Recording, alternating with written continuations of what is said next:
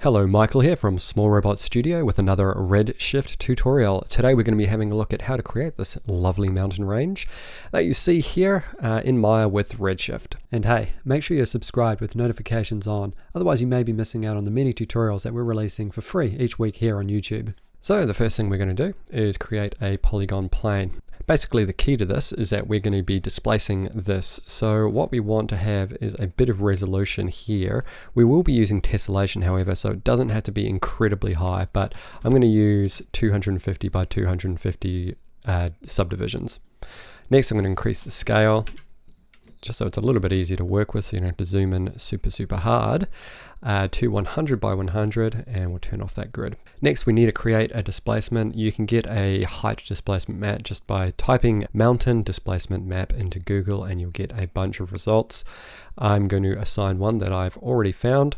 What we're going to do to start with, however, is go into the deform drop down and look for texture. Make sure you don't use the texture deformer, that's actually a different thing. So you want to click on that and go into your attribute editor for your plane and you will see the texture deformer. Then we're just going to click the checker box and we're going to go to file and we're going to open the texture that you've already downloaded. When you do that, it will look something like this. We need to change that to be point space set to UV rather than local, otherwise it will be incorrectly mapped out, and the displacement may not be very high depending on what the values in your texture map were, so you'll just need to increase the strength till you get it to a height that you want. I'm going to use maybe 12 for this one, and you see it's pretty jaggy, but like I said, because we're going to be tessellating this and using our own displacement with the shader, it will sort that out a little bit. So before we forget, I'm just going to actually turn on tessellation and displacement as well. Now if you wanted to make some adjustments to this, you can go to the sculpting tool, click on your plane to select it, and then you've got a brush here which you can hold down B and left click drag to create bigger and smaller brush sizes.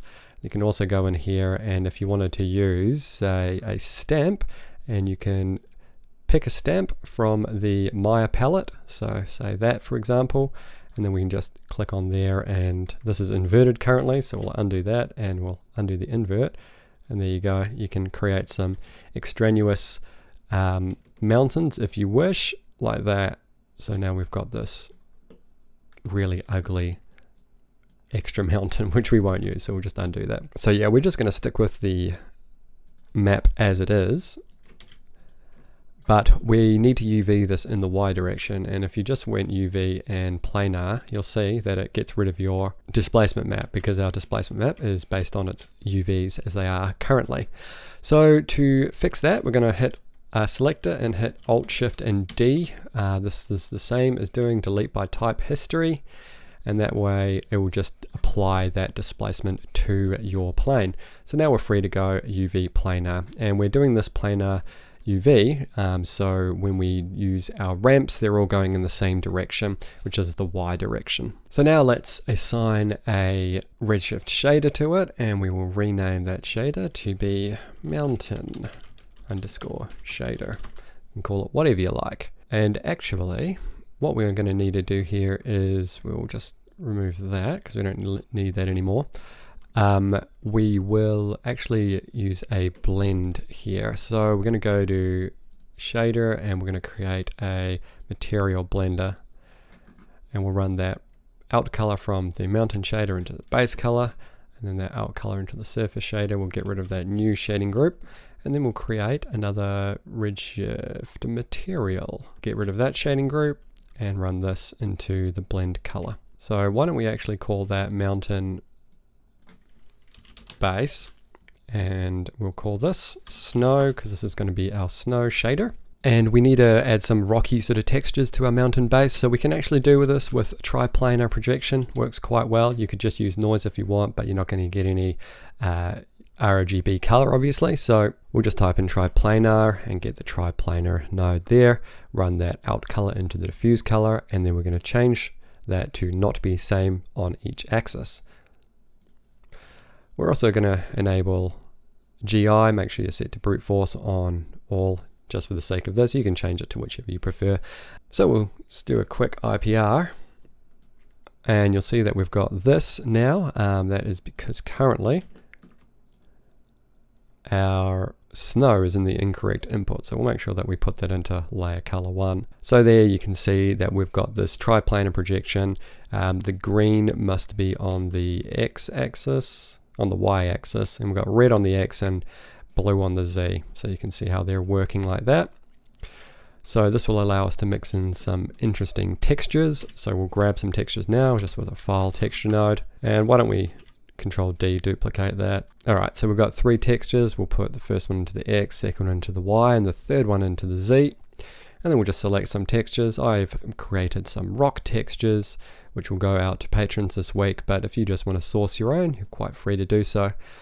And I'm just going to pick something that looks interesting for each side. And I'm not being super picky here because a lot of this is going to be covered in snow. We might need to put a light into the scene, so why don't we do that by creating a sun direction light, or physical sky rather. Alright, and we're also just going to go to our blend and we're just going to disable layer 1 at the moment. So we have this effect here. Also in your mountain base, make sure you turn off your specularity. We're just going to be using this as diffuse. Now it doesn't hurt to zoom in a little bit and adjust the curve.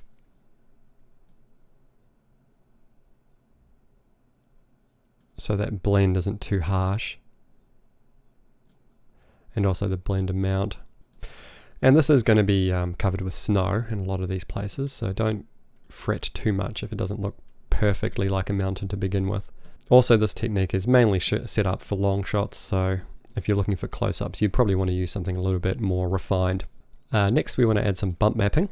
Just with the Redshift bump map, we will run that output color into the bump input and then the out into the overall bump input. And 0.01 is probably enough of a bump. We can also use a displace here as well. And do the same thing. And this is just going to be a height displacement. So we'll set that fairly low. 0.01 is probably going to be enough, I think. I'm just going to get a slightly better texture so those two blend a little bit nicer. Alright, that's a bit better. Having textures that complement each other obviously is a better way to go than just random textures.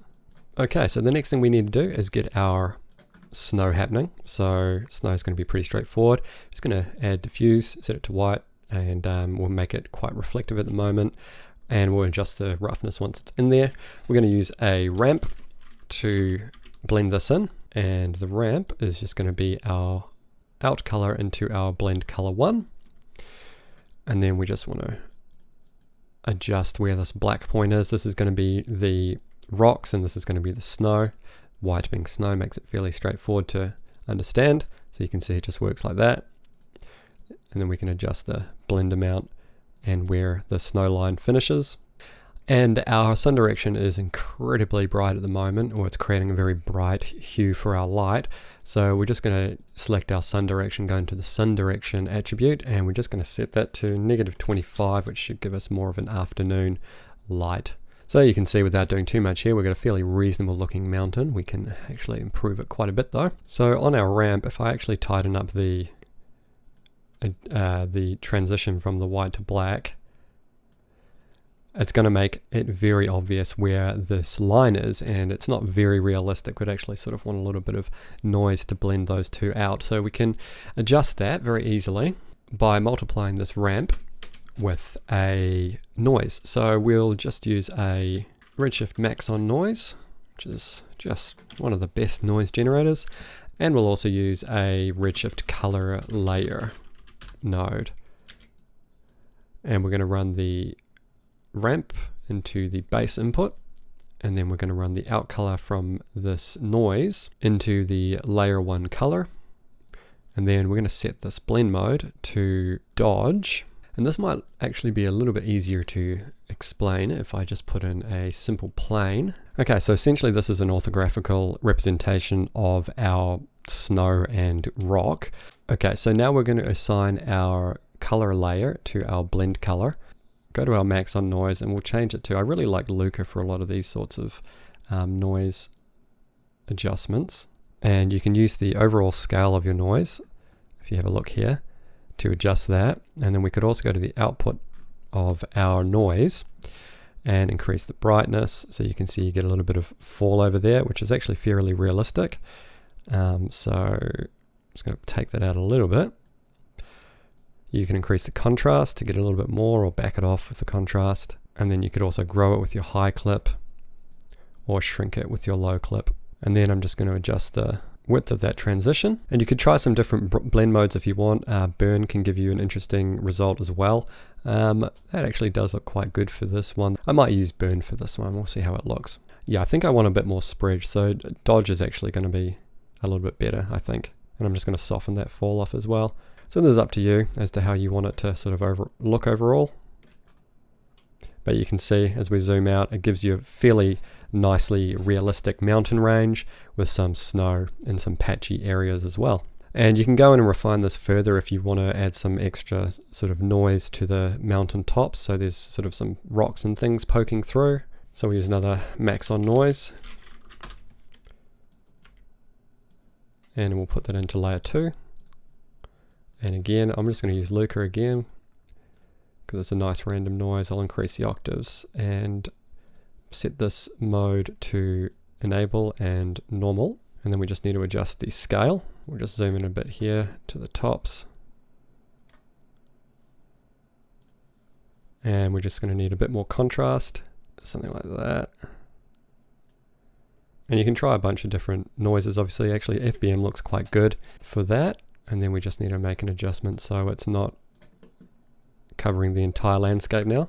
And we can easily do that using our existing ramp. And I'll just use the alpha out into the layer 2 alpha. So now it is only that noise is only existing where the snow is. All right, pretty cool.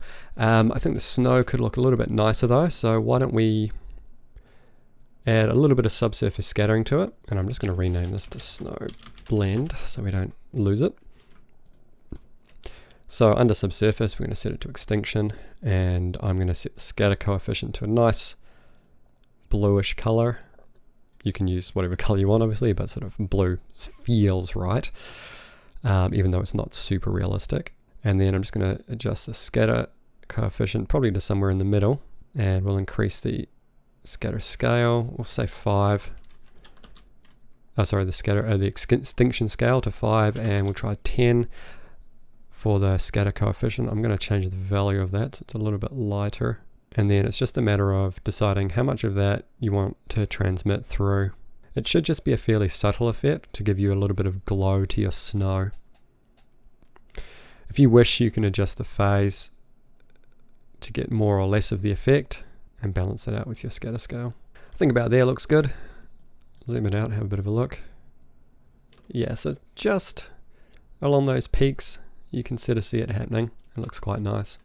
And like I said, probably not perfect for a close-up, but if you're just looking for some nice background or long shots, you can get a really nice result very simply, just with that quick setup, and you'll be good to go. So for patrons this month at the $5 tier, I'm just going to create some mountains that you can use. I'll create those in Houdini for you, and you can use those as geometry, or you can use the displacement maps that I'll create alongside those from those geometries, and then that way you can use this exact same method, or you can just drop the geometry into your scene and use it that way, whichever way you wish. And I'll do a bonus tutorial as well and show you how I added the clouds and things in, set up a couple of nice shots like I did at the preview shots at the beginning of the video. So if you like the sound of that and you're not a patron already, check out the link in the description. That's it for this tutorial. If you found it useful, make sure you leave a like so other people can find it. And if you haven't already, make sure you subscribe, as we're bringing out CG and illustration tutorials every week, just like this one. Become a patron and access tutorial assets, bonus content, a private Discord, and more by clicking the link below.